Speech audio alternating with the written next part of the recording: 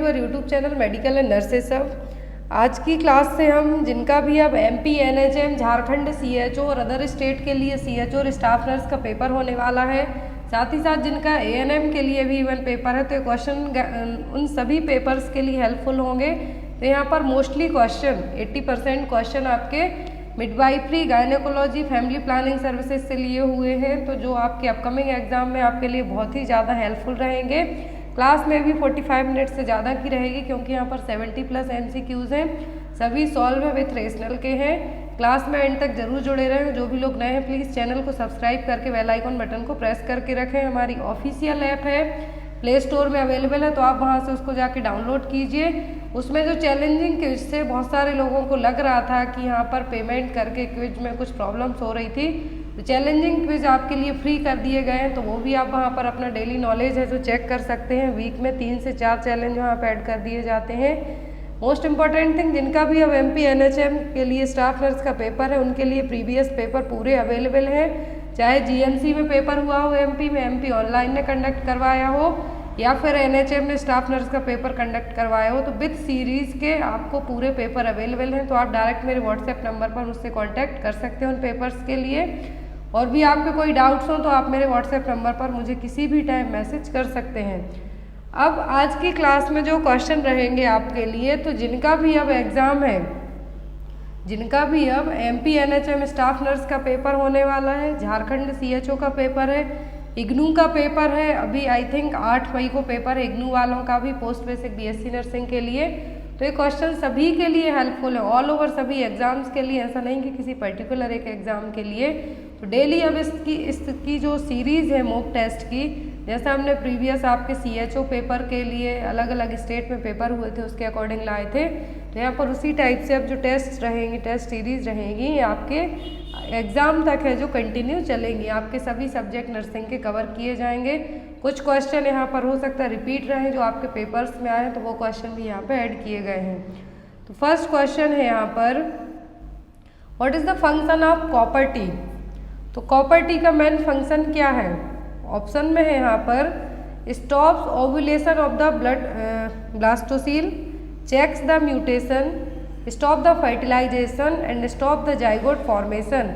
तो यहाँ पर कुछ क्वेश्चन थोड़ा इजी लिए गए हैं। जिनका भी जीएनएम बेस्ड इग्नू का पेपर है, एएनएम का पेपर है अपकमिंग टाइम में, उनके अकॉर्डिंग यहाँ पर कुछ क्वेश्चन शॉर्टलिस्ट किए गए हैं, तो आपको ऐसा नहीं लगना चाहिए।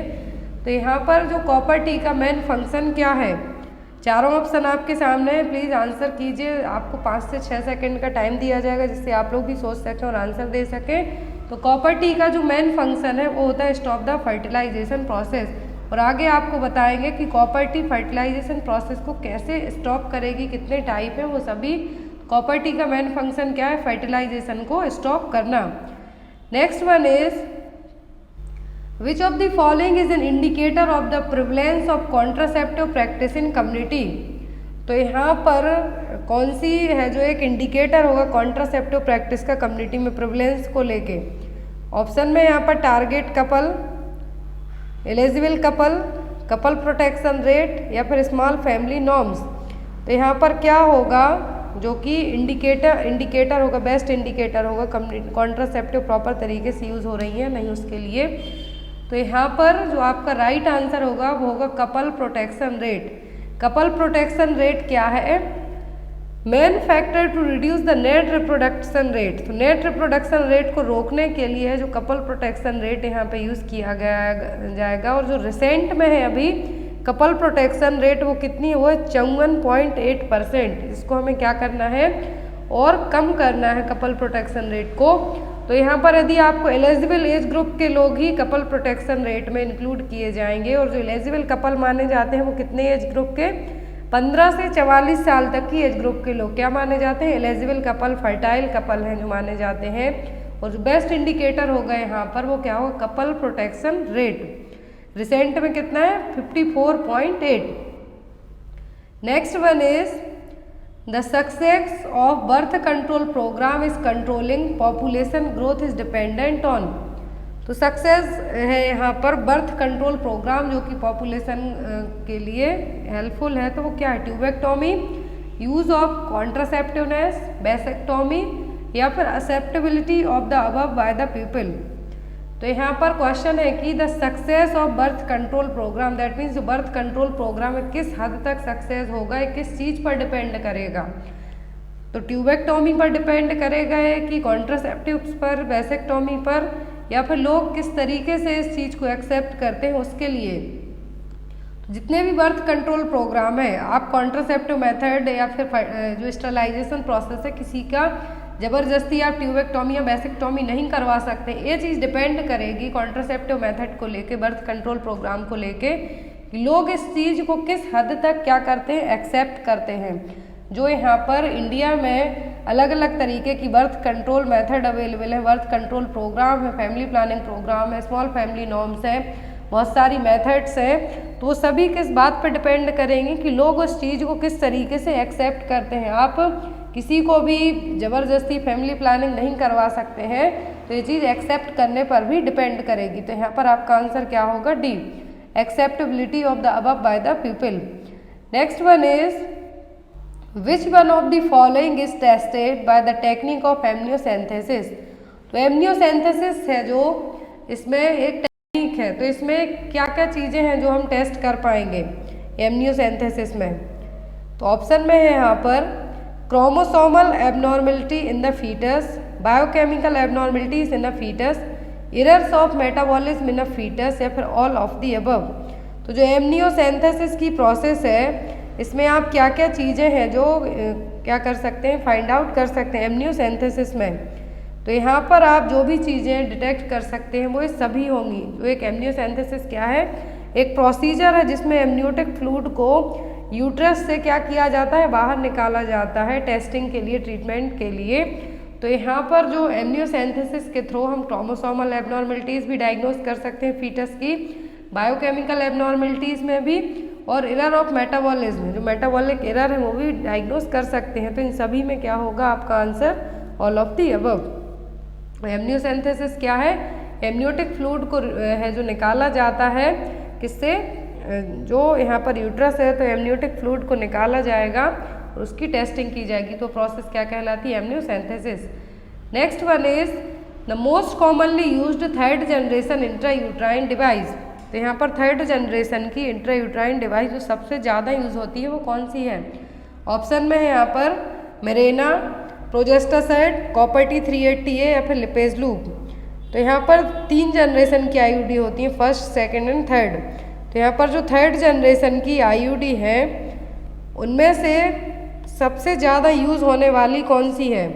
तो सबसे ज़्यादा यूज़ होने वाली IUD है प्रोजेस्टासाइड। इस तरीके से रही यहाँ पर इमेज दी हुई है, इजीली समझ में आया आपको। तो प्रोजेस्टासाइड है जो क्या है, प्रोजेस्ट्रॉन, इसमें जो हार्मोन है वो क्या है, प्रोजेस्ट्रॉन। और जो भी थर्ड जनरेशन की IUD कहलाती है कौन सी, हार्मोनल इंट्रायूट्राइन कॉन्ट्रासेप्टिव डिवाइस। तो थर्ड जनरेशन क्या है, हार्मोनल IUD है, और इसमें प्रोजेस्टासाइड हार्मोन है जो कि यूज़ किया जाता है। जो प्रोजेस्टासाइड है यहाँ पर प्रोजेस्ट्रॉन हार्मोन इसमें यूज़ किया जाएगा। और यहाँ पर इसका जो ये कह सकते ड्यूरेशन कह सकते हैं हम, तो कितना होता है 1 ईयर का। और ये पर डे कितना प्रोजेस्ट्रॉन रिलीज करेगी, 65 म्यूजी पर डे।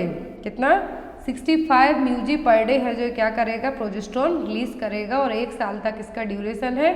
आफ्टर 1 ईयर आपको इसके लिए रिप्लेस करवाना पड़ेगा। तो यहाँ पर थर्ड जनरेशन यदि IUD की बात करें हम, तो यहाँ पर जो ऑप्शन दिए हुए हैं तो इनमें से मेरेना, प्रोजेस्टासाइड, कॉपर T 380 ये सब हैं। जितनी भी हार्मोनल इंट्रायूट्राइन डिवाइस हैं वो सभी थर्ड जनरेशन में आएंगी। और कॉमनली यूज होने वाली क्या है, प्रोजेस्टासाइड।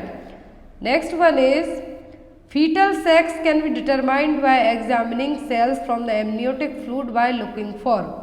तो फीटल सेक्स है जो डिटरमाइन किया जाता है। तो एमनियोटिक फ्लूइड से कौन सी सेल्स को निकाला जाता है जिससे हम फीटल सेक्स डिटरमाइन कर सकते हैं कि बेबी क्या है, गर्ल है या बॉय है।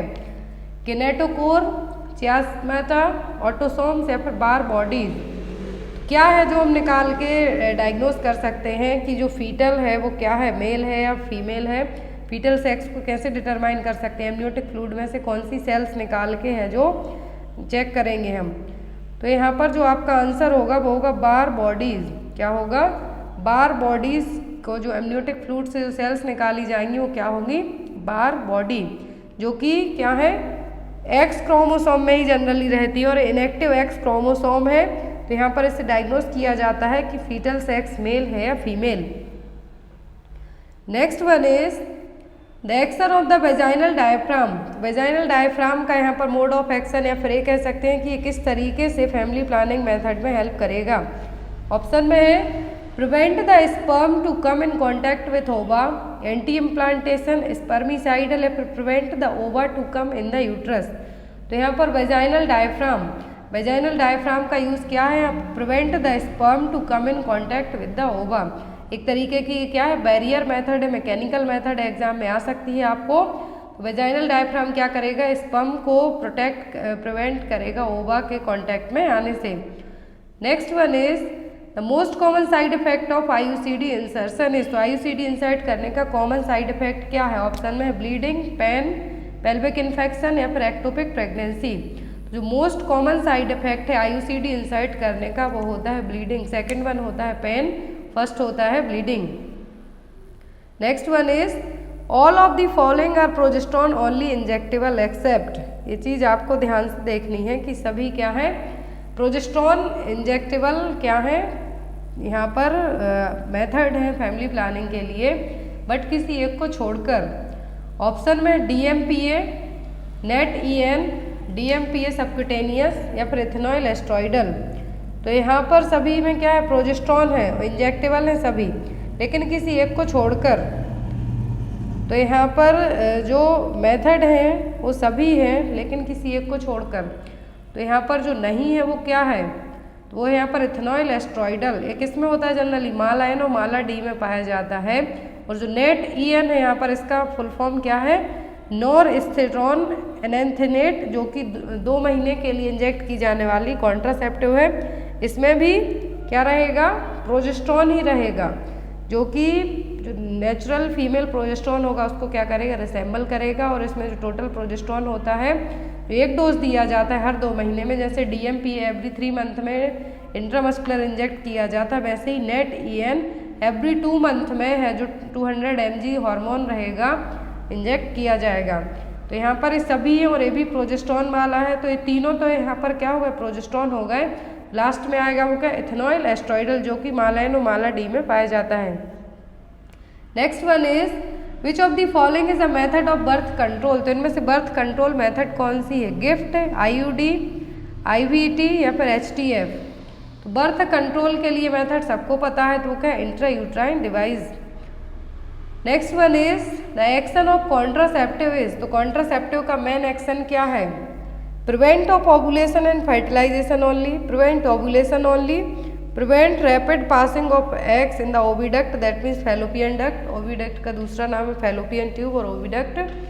Prevention of ovulation, implantation and fertilization only. तो कॉन्ट्रासेप्टिव मेथड्स होती हैं, अलग अलग टाइप की हैं।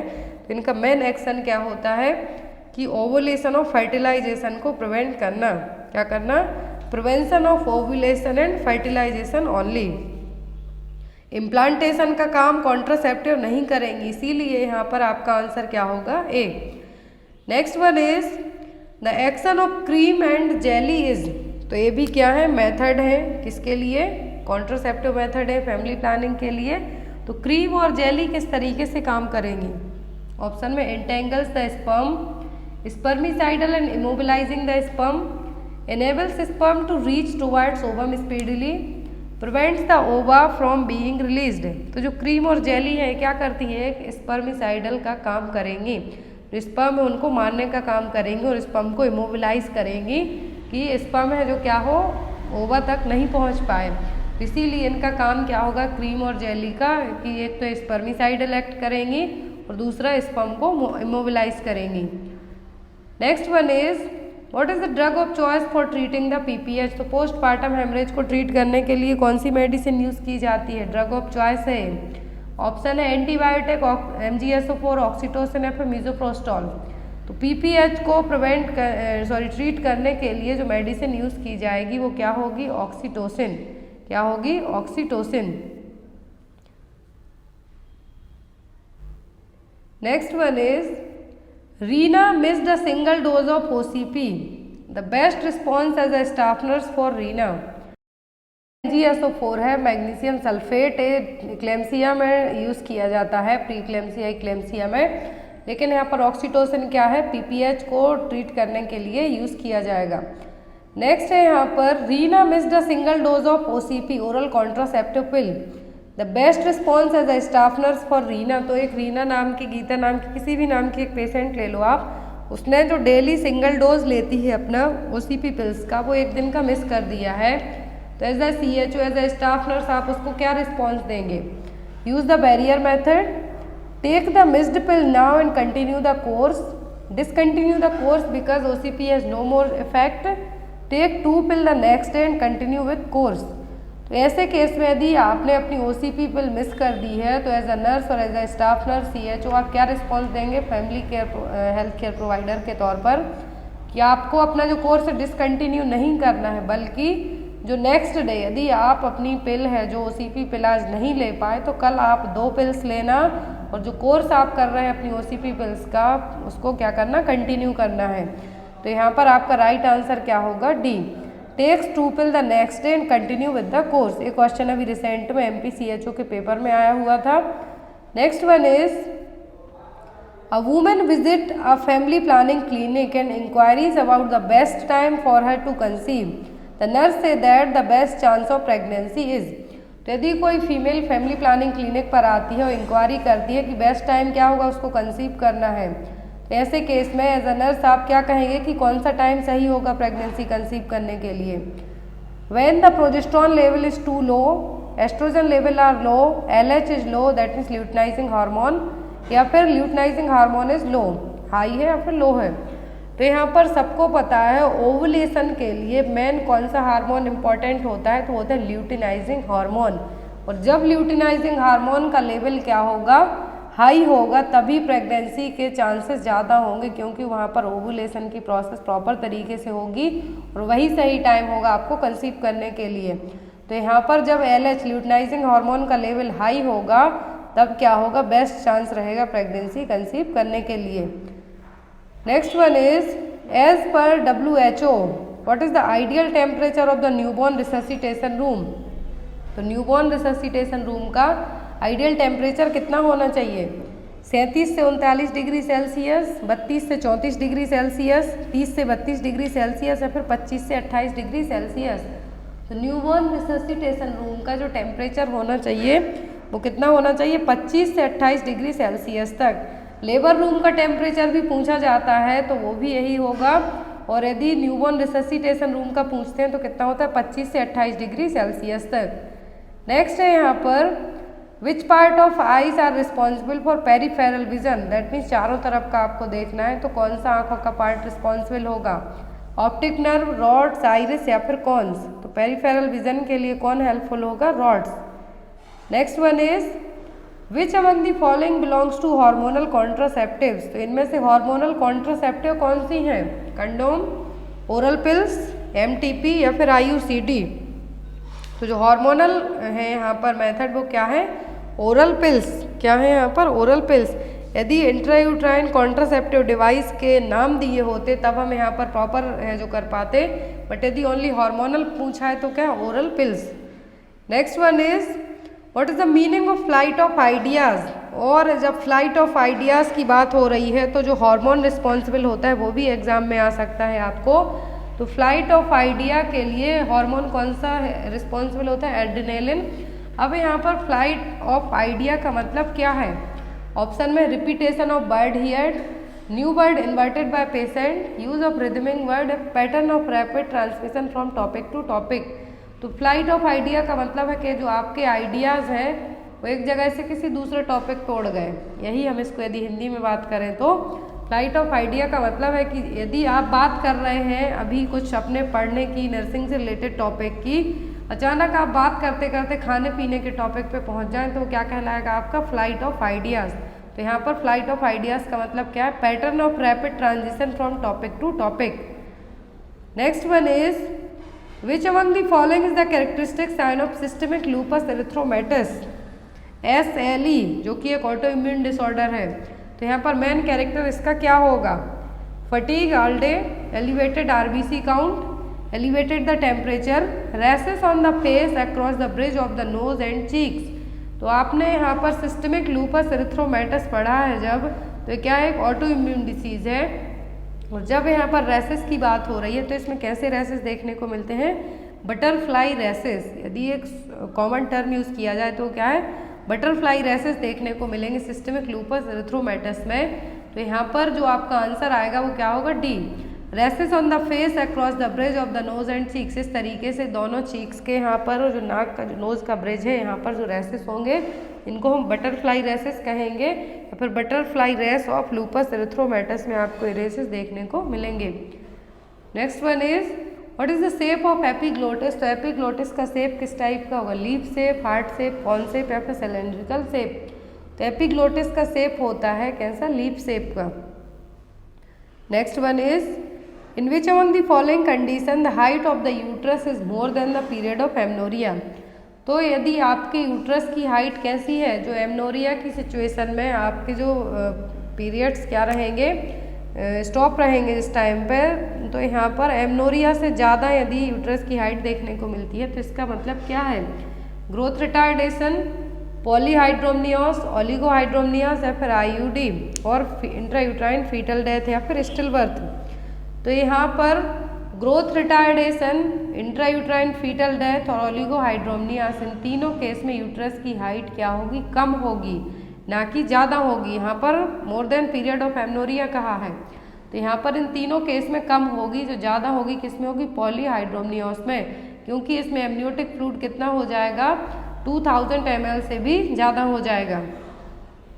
Next one is which among the following nutrients called the micro nutrients. तो दो तरीके के न्यूट्रिएंट्स होते हैं, एक होते हैं मैक्रो और दूसरे होते हैं माइक्रो। तो यहाँ पर माइक्रो न्यूट्रिएंट्स कौन से हैं, protein and fat, vitamins and minerals, protein and carbohydrate, fat and carbohydrate. तो यहाँ पर फैट, प्रोटीन और कार्बोहाइड्रेट एक क्या है, मैक्रो न्यूट्रिएंट्स है। यहाँ पर माइक्रो पूछा है तो विटामिन्स एंड मिनरल्स क्या होंगे, micro nutrient. Next one is what is the normal intracranial pressure in mm of Hg।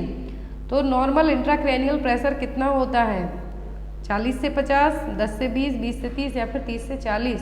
तो इंक्रीज्ड ICP का मतलब क्या होता है, जब यही इंट्राक्रैनियल प्रेशर कितने से ज़्यादा हो जाए, मोर देन 20 हो जाता है, तो हम इसको क्या कहते हैं, इंक्रीज्ड ICP। और जो नॉर्मल होता है कितना होता है, 10 से 20 mm of Hg। Next one is what is the accessory gland located around the periphery of the areola. तो अब यहाँ पर जो ग्लैंड पूछी है एग्जाम में आपको आती हैं, तो एरियोला के चारों तरफ पेरीफेरल वे में जो ग्लैंड्स रहेंगी वो क्या कहलाएंगी, एक्सेसरी ग्लैंड्स हैं, बर्थोलिन, एड्रिनल, मॉन्टेगमरी या फिर पिनियल ग्लैंड। तो बर्थोलिन ग्लैंड्स कहाँ पर होती हैं, ओवरी के पास में। चीज़ आपको याद रखना है, एग्जाम में आपको आता है, दोनों ओवरीज के यहाँ कौन होती हैं, बर्थोलिन ग्लैंड। एड्रिनल ग्लैंड कहाँ होती हैं, किडनी के ऊपर, रीनल, इसीलिए इनका नाम भी एड्रिनल दिया हुआ है। अब यहाँ पर जो बचता है मॉन्टेगमरी ट्यूबरकल और मॉन्टेगमरी ग्लैंड, तो ये कहाँ होती हैं, एरियोला के ब्रेस्ट में, एरियोला के पेरीफेरल वे में। तो यहाँ पर आप किसको मार्क करेंगे, सी को।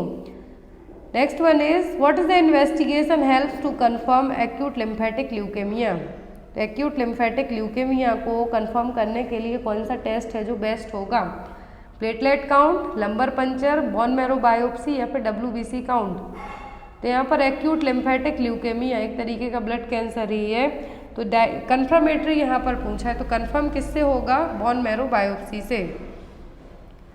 Next one is a post natal mother has red coloured vaginal discharge, it is named as. तो जो पोस्ट नेटल मदर है क्या हो रहा है, रेड कलर का वेजाइनल डिस्चार्ज हो रहा है, उसके लिए हम क्या कहेंगे, lochia alba, lochia serosa, lochia फिर लोचिया रूब्रा। तो लोचिया कहेंगे इसको, हम क्या कहेंगे यहाँ पर, लोचिया रूब्रा, क्योंकि फर्स्ट इनिशियल डे में जो डिस्चार्ज होगा पोस्टनेटल मदर को वो क्या कहलाएगा, लोचिया रूब्रा। और यदि यहाँ पर रेड ना कहे के डायरेक्ट वेजाइनल डिस्चार्ज बस कहते तब हम उसको कहते लोचिया, बट यहाँ पर रेड कलर का वेजाइनल डिस्चार्ज हो रहा है तब हम क्या कहेंगे, lochia rubra. Next one is which among the following international voluntary health agency is conducting research in the field of health. तो फील्ड ऑफ हेल्थ में कौन सी international health voluntary health agency है जो कि रिसर्च करती है, सिद्धा, WHO, रेड क्रॉस या फिर दनीदा। तो जो यहाँ पर हेल्थ के फील्ड में जो इंटरनेशनल वॉलंटरी हेल्थ एजेंसी अपना रिसर्च कंटिन्यू रखती है वो क्या है, world health organisation WHO, headquarter Geneva में। यदि इंडिया का पूछे साउथ ईस्ट में तो कहाँ पर है, न्यू दिल्ली में। Next one is which stage of labour is also known as phase of placental separation.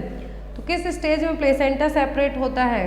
Labour की 4 स्टेज होती है, फर्स्ट, सेकंड, थर्ड, फोर्थ। किस स्टेज में लेबर की प्लेसेंटा सेपरेट होगा? थर्ड में, सेकंड में, फर्स्ट में या फिर फोर्थ में? तो कौन सी स्टेज में है जो क्या होगा, प्लेसेंटा सेपरेट होगा? तो ये होता है generally third stage of labour में। फर्स्ट स्टेज होती है यूट्राइन कॉन्ट्रैक्शन से लेके सर्वाइकल डायलिटेशन की। जब सर्विक्स 10 सेंटीमीटर तक डायलेट हो जाती है वो किस में आएगा, फर्स्ट स्टेज ऑफ लेबर में।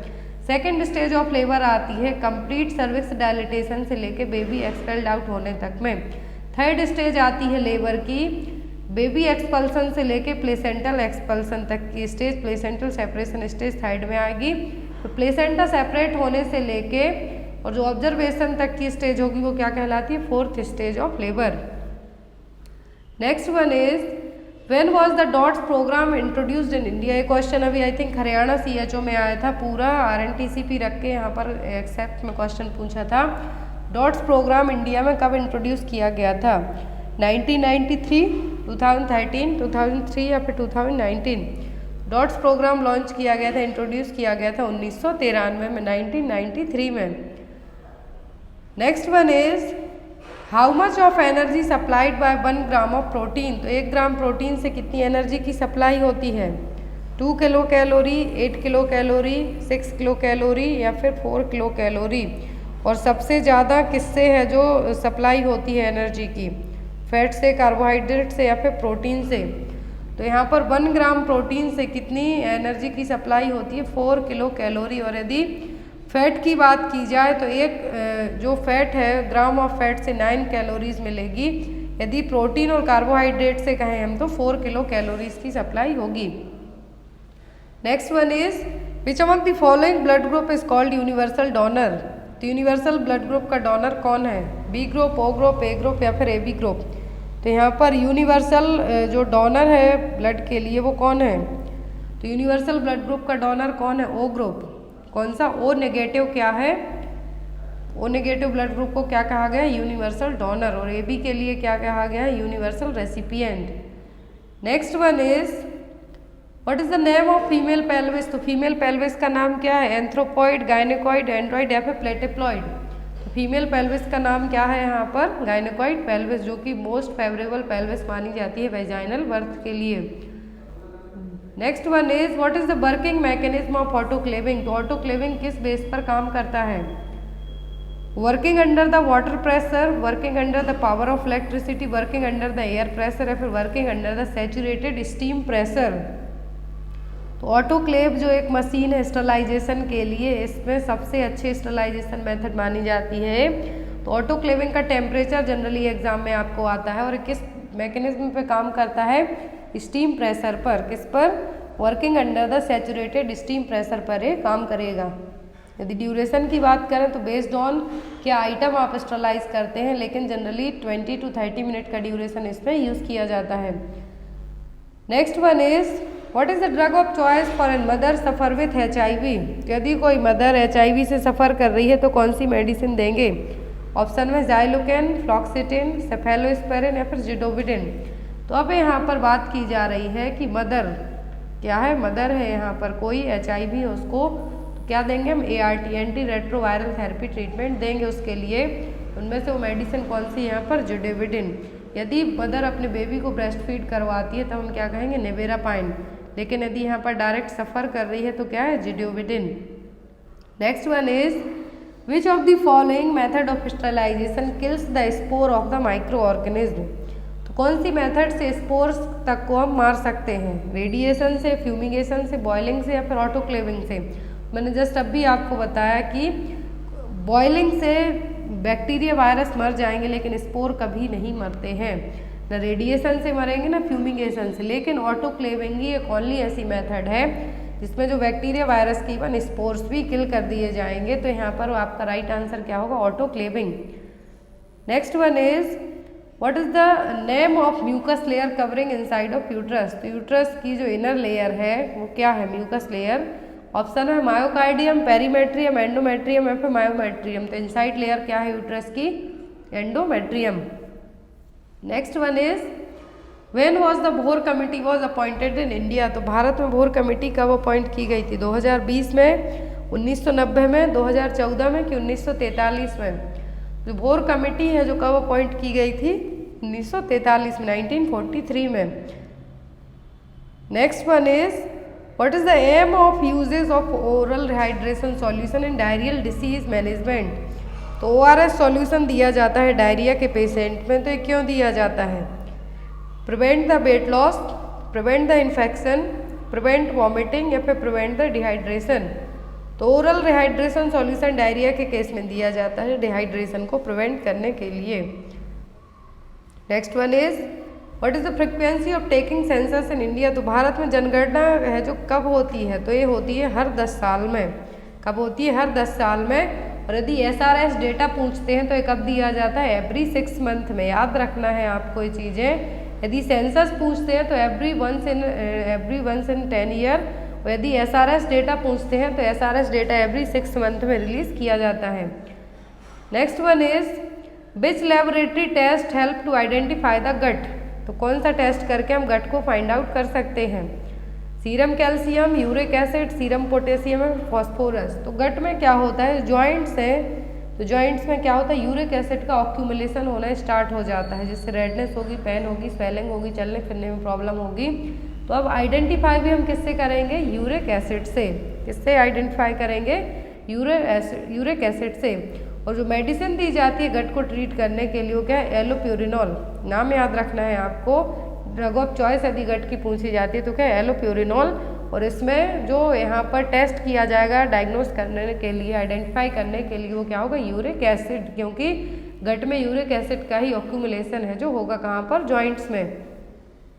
Next one is what is the chronic diffuse inflammation and degeneration in the connective tissue called? Connective tissue का डिजनरेशन होना, इन्फ्लामेशन होना क्या कहलाएगा? एंक्लोलाइजिंग, रोमेटिक अर्थराइटिस, ऑस्टियोआर्थराइटिस या फिर पॉलीआर्थराइटिस। तो कनेक्टिव टिश्यू का डिजनरेशन, इन्फ्लामेशन कहलाता है रोमेटॉइड अर्थराइटिस। क्या होगा? Rheumatoid arthritis. Next one is drug of choice for patient with cerebral oedema. तो सेरिब्रल एडिमा को के लिए ड्रग ऑफ चॉइस क्या होगी? सेरिब्रल एडिमा क्यों होगा? जब CSF का लेवल बढ़ेगा, ICP बढ़ेगा, तो उसके लिए मेडिसिन क्या देंगे हम? ऑप्शन है loop diuretics, osmotic, beta blockers या फिर कैल्शियम चैनल ब्लॉकर्स। तो सेरिब्रल एडिमा में या फिर ICP बढ़ा हुआ हो, CSF लेवल हाई हो, तो इसको ट्रीट करने के लिए मेडिसिन दी जाती है बहुत ही ऑस्मोटिक डायूरेटिक्स। यदि एग्जाम्पल पूछें तो है मैनिटॉल। यदि डायरेक्ट इस तरीके से आता है तो ऑस्मोटिक डायूरेटिक्स, यदि मेडिसिन के नाम हो तो mannitol. Next one is the conversion, what is the conversion of one type of mature cell into another type of cells called?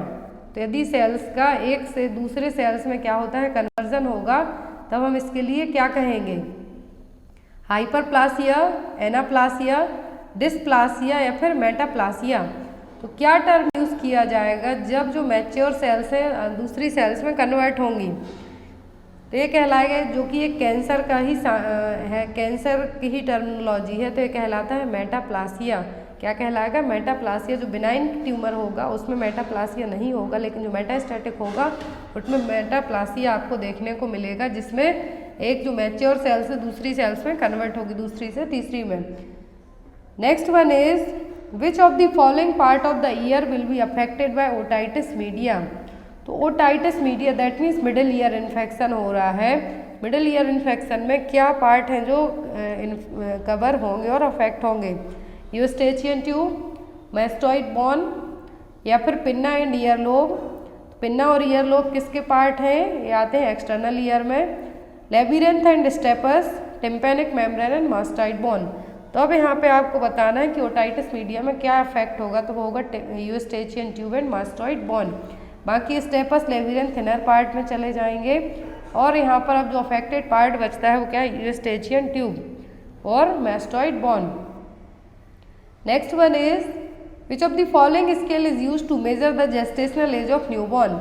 तो यदि इनकेस आपने अपनी प्रेगनेंसी से लेकर ही कोई भी यूएसजी अल्ट्रासोनोग्राफी नहीं करवाई है, एलएमपी याद नहीं है आपको, तो जो न्यूबॉर्न बेबी है उसकी जेस्टेशनल एज कैसे फाइंड आउट करेंगे कि कितने वीक में डिलीवर हुआ है? बेलाइड स्केल से, अपगार स्केल से, मरकरी स्केल से या फिर फ्लैक स्केल से? कौन सी स्केल यूज़ करके आप फाइंड आउट करेंगे कि बेबी की जेस्टेशनल एज कितने वीक थी? 37 वीक में डिलीवर हो गया है, 35 वीक में हो गया है? तो ये सब चीज़ें हम किस स्केल से मेजर कर पाएंगे? बेलाइड स्केल से। Next one is which of the following condition is contraindicate to take oral temperature. तो किस केस में हम ओरल टेम्परेचर नहीं ले सकते हैं? Adult with hypertension, unconscious patient, adolescent with fever या फिर प्रेग्नेंट मदर। पहले बात करते हैं किसका ले सकते हैं। तो जिनको हाइपरटेंशन उनका भी ले सकते हैं, एडल्ट का। फीवर है यदि एडोलेसेंट उसका भी ले सकते हैं, प्रेग्नेंट मदर का ले सकते हैं। लेकिन जो पेशेंट अनकॉन्शियस है उसका हम ओरल टेम्परेचर है जो नहीं ले सकते। क्या होगा? कॉन्ट्राइंडिकेट रहेगा। Next one is normal response of an individual to the loss of a loved one is called. तो यदि किसी के प्रियजन की डेथ हो जाती है, लॉस होता है, आपकी जॉब चली जाती है, तो जो नॉर्मल रिस्पॉन्स कहलाता है वो क्या कहलाएगा? अपैथी, डिप्रेशन, ग्रीफ या फिर साइकोसिस। तो यहाँ पर जो कहलाएगा वो क्या कहलाएगा? ग्रीफ। क्या कहलाएगा? ग्रीफ। अब यहाँ पर एग्जाम में आपको ग्रीफ है जो कुबलर रॉस के अकॉर्डिंग ग्रीफ की स्टेज जनरली एग्जाम में आती है। 5 स्टेज हैं जो कि एग्जाम में आती हैं आपको, तो उनके सीक्वेंस वाइज नाम आपको याद रखना है। कुबलर रॉस ने जो अपनी थ्योरी दी थी उसके अकॉर्डिंग क्या चीज़ें हैं यहाँ पर आपको याद रखनी है, तो वो है यहाँ पर आपकी स्टेज है कुबलर रॉस के अकॉर्डिंग ग्रीफ की, वो एग्जाम में मेनली आपको आती हैं। तो वो denial, anger, bargaining, depression and acceptance. जो 5 स्टेज सीक्वेंस याद रखें आप, D denial, DAB, denial, anger, bargaining, depression and acceptance. ये क्या है? कुबलर रॉस की जो थ्योरी है ग्रीफ की, उसकी यहाँ पर स्टेज है। जनरली इनका सीक्वेंस आपको एग्जाम में आता है। तो 5 स्टेप हैं वो आपको याद रखना है, denial, anger, bargaining, depression and acceptance. और दिया किसने थी? है कुबलर एंड रॉस ने। Next one is which of the following layer is protecting the lungs. तो लंग्स को कवर करने वाली लेयर कौन सी है? पेरिकार्डियम, प्लूरा, पेरीमेट्रियम या फिर एंडोमेट्रियम। तो लंग्स को कवर करने की जो लेयर है, प्रोटेक्टिंग लेयर है, वो क्या है? प्लूरा। प्लूरल स्पेस है जो जहाँ पर लंग्स रहेंगे वो क्या कहलाता है? Pleural space. और लेयर कवर करेगी वो क्या कहलाती है? Pleura. Next one is what is the diagnosis of person who is having false unshakable beliefs. तो क्या डायग्नोस होगा जिस बंदे के लिए, पर्सन के लिए फॉल्स अनसेकेबल बिलीफ्स हैं? म्यूटेज, परसेप्शन, डिल्यूजन या फिर फोबिया। तो क्या कहलाएगा? Delusion. Next one is what is the natural family planning. तो इनमें से नेचुरल फैमिली प्लानिंग कौन सी है? Having sexual intercourse irrespective of any period, not having sexual intercourse at any time, having sexual intercourse with help of contraceptives, not having sexual intercourse on the particular days when woman is fertile। तो natural family planning जिसमें आप ना कोई method अपना रहे हैं, तो यहाँ पर जो आपका आंसर होगा वो क्या होगा कि जो फर्टाइल पीरियड है, क्या है? फर्टाइल पीरियड है, ओवुलेशन होने वाला, उस टाइम पर सेक्स नहीं करना, इंटरकोर्स नहीं करना। तो क्या आएगा? नेचुरल फैमिली प्लानिंग मेथड में। Next one is which cells are destroyed by HIV। तो HIV में कौन सी सेल्स डिस्ट्रॉयड होती हैं? A helper cells, K helper cells, T helper cells या फिर Y हेल्पर सेल्स। तो यहाँ पर जिन सेल्स का डिस्ट्रक्शन होता है HIV/AIDS में होती है T हेल्पर सेल। अब एग्जाम में आपको T हेल्पर सेल के अलावा CD4 T सेल काउंट आता है। तो CD4 T cell count, T cell ही क्यों? क्योंकि यहाँ पर T हेल्पर सेल का डिस्ट्रक्शन हो रहा है HIV में। तो अब जो CD4 T सेल काउंट है ये कितना हो जाता है? Less than 200। ये आपको याद रखना है कि HIV में क्या होता है, जो CD4 T सेल काउंट है कितना हो जाता है? लेस देन 200 तक। Next one is what is the cause of secondary PPH। Secondary postpartum haemorrhage का कॉज क्या है? जब जो ब्लड लॉस है 24 घंटे से ज़्यादा, यदि इस इनिशियल 24 आवर में ब्लड लॉस की बात करें हम, तो 500 ml से ज़्यादा होता है तो हम उसको प्राइमरी PPH कहेंगे। लेकिन जब ये मोर देन 24 आवर के बाद का काउंट किया जाता है तो ये सेकेंडरी PPH में आएगा। और इसका मेन रीज़न क्या है? Uterine atonicity, retained placenta, puerperal sepsis after lactation process. तो यूट्राइन एटोनिसिटी प्राइमरी पीपीएच का रीजन है और रिटेंड प्लेसेंटा, जो प्लेसेंटा के कुछ पार्ट्स बचे हुए हैं यूट्रस में रह गए हैं, वो क्या है, सेकेंडरी पीपीएच का मेन रीजन। तो यदि प्राइमरी पूछते हैं तो आपको आंख बंद करके यूट्राइन एटोनिसिटी पे मार्क करना है। सेकेंडरी पीपीएच का रीजन पूछते हैं तो क्या है, रिटेंड प्लेसेंटा। अब यहाँ पर ये देखिए प्राइमरी कब है, फर्स्ट 24 आवर में जो ब्लीडिंग होती है वो उस प्राइमरी में आएगा। सेकेंडरी जब 24 आवर के बाद से लेके 6 वीक जो पोस्टपार्टम परपीरियम पीरियड है उसमें प्राइमरी का जो मेन रीजन होता है वो क्या होता है, एटोनिसिटी ऑफ यूट्रस, और जो सेकेंडरी का होता है वो क्या होता है, रिटेंड प्लेसेंटल टिश्यू या फिर कोई इन्फेक्शन। और यदि यहाँ पर नॉर्मल डिलीवरी और सिजेरियन सेक्शन की कंडीशन रखते हैं पीपीएच में, तो नॉर्मल में generally 500 ml blood loss more than 500 और सिजेरियन सेक्शन में more than 1000 ml। Next one is what is the most important test for iron store. तो आयरन स्टोर के लिए कौन सा टेस्ट किया जाएगा, serum calcium, serum ferritin, serum phosphate या फिर नन ऑफ द अबव। तो आयरन के लिए जो टेस्ट किया जाएगा वो क्या होगा, serum ferritin test. Next one is copper T380A IUD should be replaced once in. तो कॉपर T380A आईयूडी कब रिप्लेस की जाती है, 4 साल में, 6 साल में, 8 साल में या फिर 10 साल में। तो कॉपर T380A रिप्लेस की जाती है एवरी 10 ईयर में। यदि इनकेस आप उस 10 साल के बीच में बच्चा चाहते हैं, कंसीव करना चाहते हैं, तो तब आप उसको निकलवा सकते, रिमूव करवा सकते हैं। बट यदि इसका ड्यूरेशन पूछते हैं तो कितना होता है, 10 साल तक का। Next one is IUD Mirena release levonorgestrel for how many years, या फिर ये कह सकते हैं मिरेना है जो कितने साल तक, जो लेवोनोजेस्ट्रॉल हार्मोनल यहाँ पर आईयूडी है तो ये कितने साल तक के लिए है, 3, 5, 7 या फिर 10। तो मिरेना कितने साल के लिए, 5 साल के लिए। प्रोजेस्टासाइड कितने, 1 ईयर के लिए। तो यहाँ पर मिरेना जो आईयूडी है इसमें लेवोनोजेस्ट्रॉल कितने साल तक रिलीज किया जाएगा, 5 साल तक।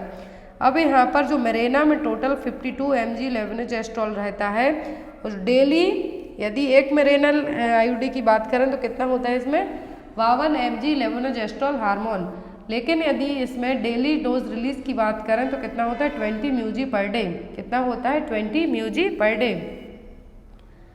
Next one is third generation IUD is तो तीसरी जनरेशन की आईयूसीडी कौन सी है। तो थर्ड जनरेशन में कितनी जो भी हार्मोनल है वो आ जाती हैं।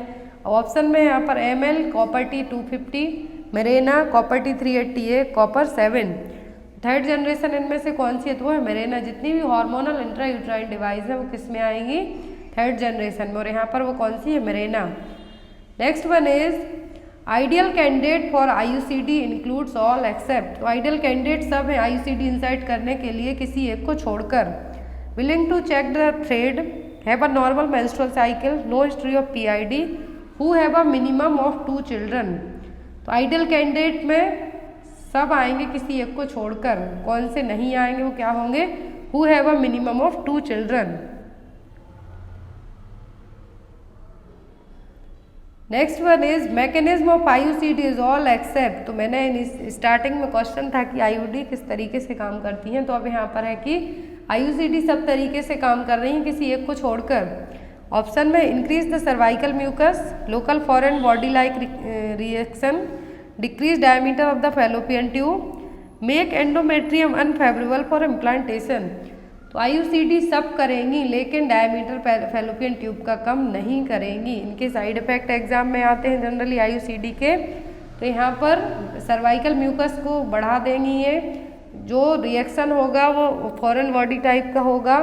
यहाँ पर एंडोमेट्रियम को अनफेवरेबल कर देंगी इम्प्लांटेशन के लिए, लेकिन ये फैलोपियन ट्यूब का डायमीटर नहीं बढ़ाएंगी।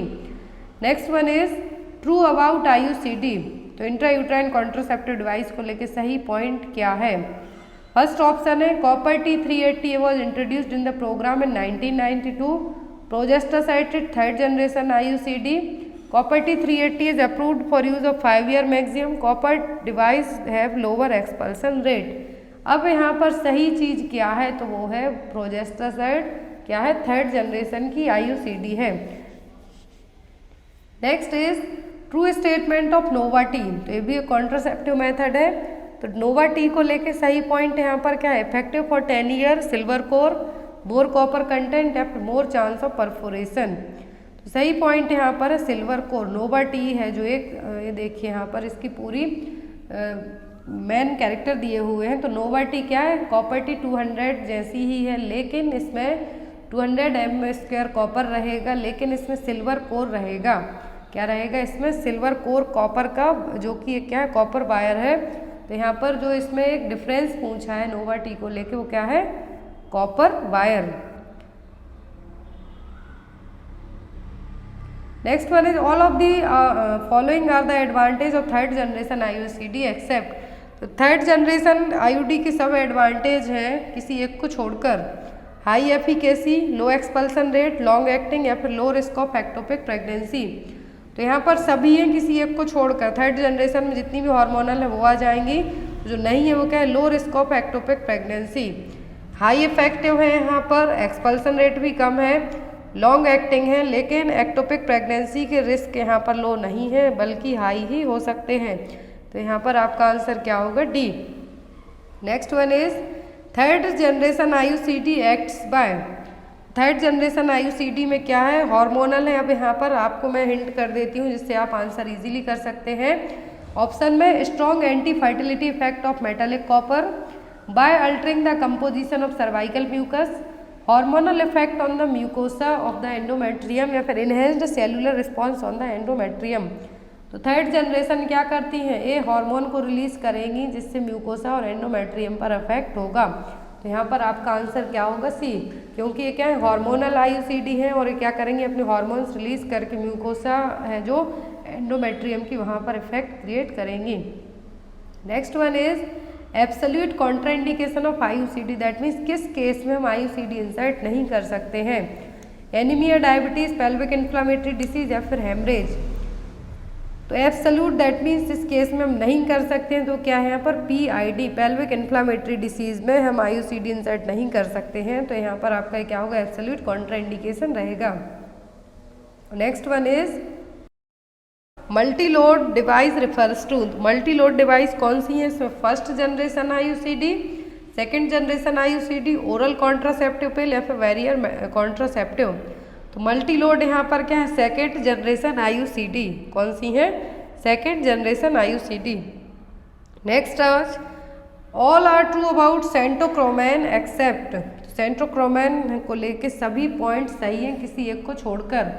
ऑप्शन में है centchroman is a non steroidal contraceptive, centchroman is developed in India, centchroman is useful for female with PCOD, the failure rate of centochromon is 1.83 to 2.84 by HW by। तो यहाँ पर सेंटोक्रोमन की छाया, ये देखिए यहाँ पर छाया नाम की जो क्या है, कॉन्ट्रासेप्टिव मेथड है, तो इसके सभी पॉइंट सही हैं, लेकिन ये PCOD में यूजफुल नहीं है। छाया जो कि नॉन हार्मोनल पिल है, twice a week for every first 3 month तक लेना है। यदि इसका डोज पूछते हैं आपसे, छाया और सेंटोक्रोमैन नाम से आपको अवेलेबल है, जो कि नॉन हार्मोनल पिल है, जो कि twice a week for 3 month, कितना, twice a week first 3 month and then after once a week thereafter. 3 महीने तक स्टार्टिंग के वीक में 2 बार लेना है, फिर वीक में 1 ही बार इसको लेना है। नेक्स्ट इज, इसका आंसर आप लोग कमेंट बॉक्स में देंगे। पूरा क्वेश्चन मैंने यहाँ पे आपको शो कर दिया है। Question number 67, if a woman was taking an oral contraceptive pill then which of the following investigation would be related to the long term consumption of steroidal contraceptive.